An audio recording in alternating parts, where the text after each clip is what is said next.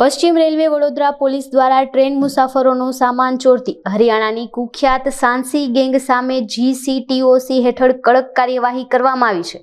આ ટોળકી ટ્રેનમાં ચડતી ઉતરતી વખતે ભીડનો લાભ લઈ મુસાફરોને ટાર્ગેટ કરતી અને બ્લેડથી ચેકો મારી અથવા ચેઇન ખોલી દાગીના રોકડની ચોરી કરી રફુચક્કર થઈ જતી હતી।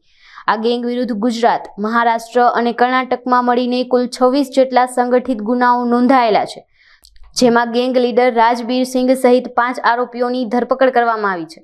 પોલીસની આ કાર્યવાહીમાં ગેંગના અન્ય 3 આરોપીઓ જેલમાં છે, જ્યારે ફરાર 3 આરોપીઓને ઝડપી પાડવા સુરત રેલવે વિભાગના નાયબ પોલીસ અધિક્ષકે તપાસના ચક્રો ગતિમાન કર્યા છે। આ કાર્યવાહીથી રેલવે મુસાફરોને મોટી રાહત અનુભવી છે અને સંગઠિત ગુનેગારોમાં ફફડાટ ફેલાયો છે। વેસ્ટર્ન રેલવે વડોદરા પોલીસ યુનિટમાં આજે સુરત ડિવિઝન ખાતે સુરત રેલવે પોલીસ સ્ટેશન ખાતે GCTOC હેઠળની કાર્યવાહી કરવામાં આવેલી છે। આની વિગત આવી રીતે છે: ગુજરાત રાજ્ય સહિત અન્ય રાજ્યોમાં જે રેલવેમાં મુસાફરો યાત્રા કરતા હોય એમના કિંમતી મુદ્દામાલની ચોરી કરતા એવી હરિયાણાની સાંસી ગેંગ કરીને ગેંગ ચાલતી હતી।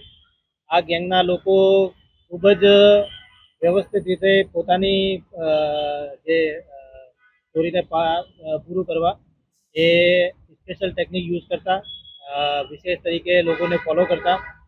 આ રીતે અમે લોકોએ છેલ્લા ઘણા સમયથી એના ઉપર કેસ કરી રહ્યા છે, પકડી પણ રહ્યા છે।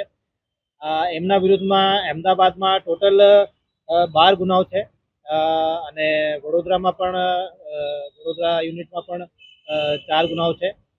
ટોટલ 16 ગુનાઓ અત્યારે GCTOC હેઠળ ધ્યાને લેવામાં આવેલા છે। એના સિવાય પણ વડોદરા યુનિટમાં 3 અન્ય ગુનાઓ છે અને ગુજરાત સિવાય મહારાષ્ટ્ર અને કર્ણાટકમાં પણ એમના ગુનાઓ છે। તો GCTOC ખાતે અમે લોકોએ 16 ગુનાઓ એના ધ્યાન લીધા છે અને નામદાર કોર્ટ સામે રજૂ કરતા કોર્ટે પણ GCTOCની ઉમેરા કરવાની મંજૂરી આપી છે। આ ગુનામાં ટોટલ 8 જેટલા આરોપી છે, એમાંથી 5 અત્યારે અમદાવાદ સેન્ટ્રલ જેલ ખાતે અન્ય ગુનાઓમાં પકડાયેલા છે, જેની અમે લોકોએ આવનાર સમયમાં ધરપકડ કરવાના છે। એ બધા લોકો જે છે એ હરિયાણાના જુદા જુદા જિલ્લાઓના, જેમ કે હાંસી જિલ્લા, ભિવાડી, અન્ય જિલ્લાઓના રહેવાસી છે અને આખા ભારતમાં એ લોકો ફરતા હોઈએ છીએ અને એ લોકોને ટાર્ગેટ કરે કે કોઈના કિંમતી મુદ્દા માલને કઈ રીતે કાઢવું અને લાખોની ચોરી કરતા હતા। ખૂબ જ ત્રાસ હતો એમનો આખા વેસ્ટર્ન રેલવે સહિત અન્ય રેલવેની યુનિટમાં।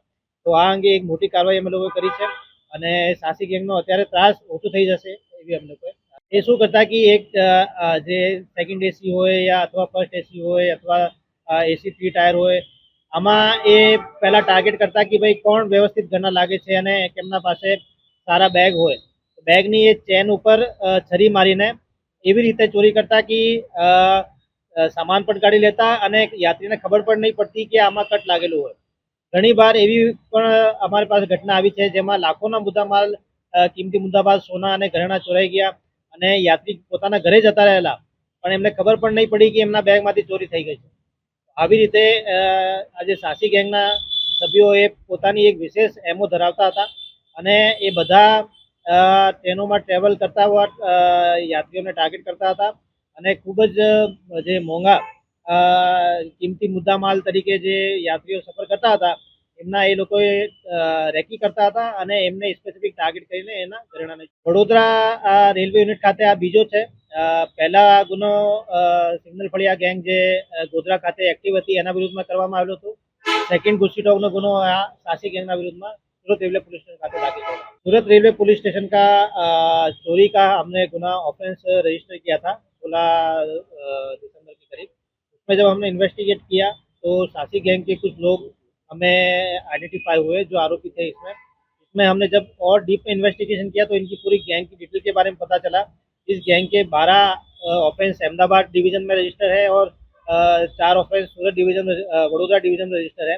इसके सिवाय इनके 3 ऑफेंस भी सूरत डिवीजन में रजिस्टर है।